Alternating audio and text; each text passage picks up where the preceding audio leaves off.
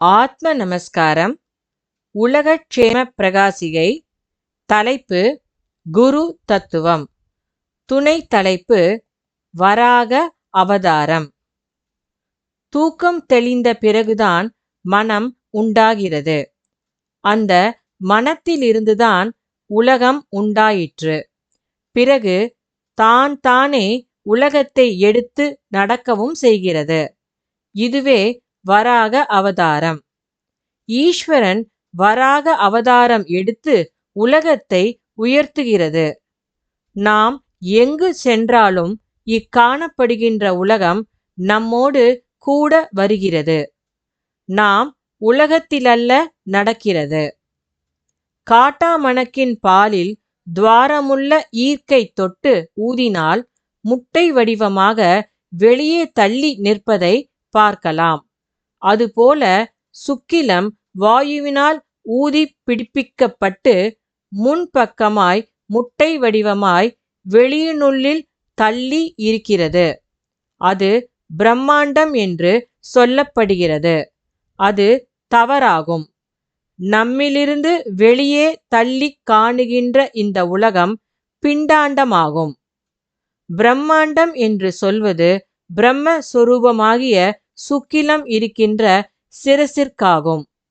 அந்த சிரசிலிருந்து ஜீவசக்தியாய் பரமாத்மாவாய் இருக்கின்ற வாயு பிரகிருத்தியாய், அதாவது இயற்கையாக இருக்கின்ற மாயா சுரூபமாய் வெளியில் தள்ளிக்கொண்டு வந்ததுதான் இக்காண்கின்ற உலகம்.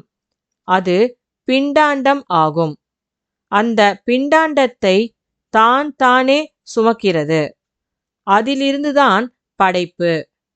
நம்மால் காணப்படுவது பிண்டாண்டமும் நாம் பிரம்மாண்டமும் ஆகும். மனதாகிய விஷ்ணுவினுடைய நடுவில்தான் நான் என்ற பிரம்மாவின் உற்பத்தி. மனம் கீழ்ப்பார்வையாகும்போது உலகம் உண்டாகிறது. அப்போதுதான் நான் என்னும் தோற்றம் உண்டாகி விஷ்ணு வராக ரூபியாய் உலகத்தை வகிக்கிறது. மனம் மேலாகும்போது உலகமோ அகங்காரமோ இல்லை. மனம் கீழ்ப்பார்வையாகும்போது பிண்டாண்டமாக இருக்கின்ற உலகம் பிரம்மாண்டத்திலிருந்து முட்டை வடிவமாக உற்பத்தி ஆகிறது. அப்பொழுதுதான் நான் என்கிற அகங்காரமான பிரம்மா உண்டாயிற்று.